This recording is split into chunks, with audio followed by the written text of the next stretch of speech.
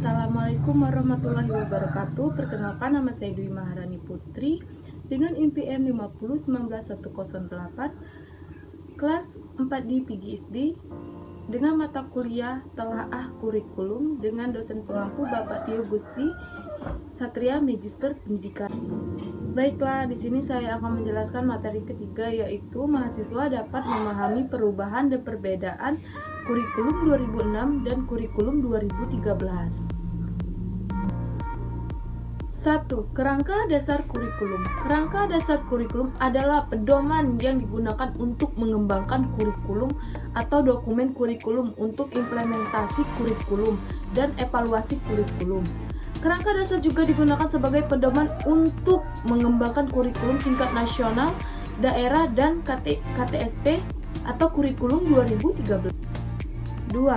Hakikat kerangka dasar kurikulum. 1. Pengembangan kurikulum 2003 diawali dengan analisis kebutuhan masyarakat Indonesia.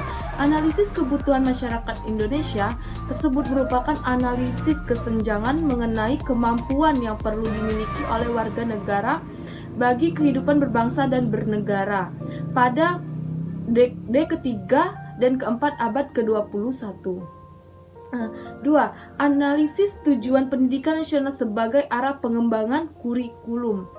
Dan 3 adalah analisis kesiapan peserta didik, dilakukan terutama dari kesenjangan kajian psikologi anak dan psikologi pengembangan tahap-tahap perkembangan kemampuan intelektual peserta didik serta keterkaitan tingkat kemampuan intelektual peserta didik dengan jenjang kemampuan kompetensi yang perlu mereka kuasai. 4. Berdasarkan analisis tersebut, maka ditetapkan bahwa perlu pengembangan standar kompetensi lulusan baru yang menggantikan standar kompetensi lulusan yang sudah ada.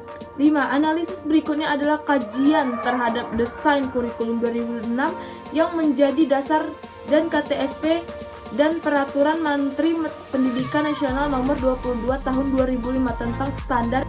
3.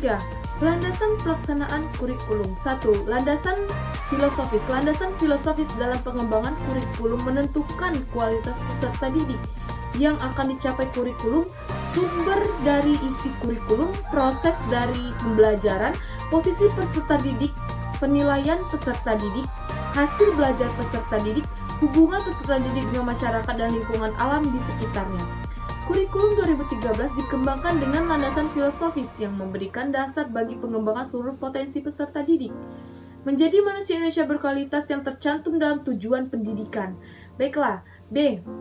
Landasan teoritis. Landasan teoritis ini adalah pendidikan berdasarkan standar. Adanya standar nasional sebagai kualitas minimal warga negara yang dirinci menjadi standar isi, standar proses, standar kompetensi kelulusan, standar pendidikan dan tenaga kependidikan, standar sarana dan prasarana, standar pengelolaan, standar pembiayaan, dan standar penilaian pendidikan. Landasan yuridis. Landasan ini terdiri dari Undang-Undang 1, Undang-Undang Dasar Negara Republik Indonesia tahun 1945, 2. Undang-Undang Nomor 20 Tahun 2003 tentang Sistem Pendidikan Nasional, 3. Undang-Undang Nomor 17 Tahun 2005 tentang Rencana Pembangunan Jangka Panjang Nasional. 4. Prinsip dasar kurikulum. Prinsip dasar kurikulum terbagi menjadi 3, yaitu 1. Kurikulum bukan hanya merupakan sekumpulan daftar mata pelajaran karena mata pelajaran hanya merupakan sumber materi pembelajaran bagi peserta didik untuk mencapai sebuah kompetensi. 2. Kurikulum didasarkan pada standar kompetensi lulusan yang ditetapkan untuk satu-satunya pendidikan. 3. Kurikulum didasarkan pada model kurikulum berbasis kompetensi, model kurikulum berbasis kompetensi dasar, model kurikulum berbasis kompetensi ditandai oleh pengembangan kompetensi berupa sikap, pengetahuan, keterampilan berpikir, keterampilan psikomotorik yang dikemas dalam berbagai mata pelajaran.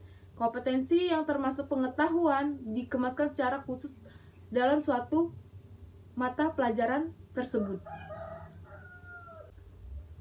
5.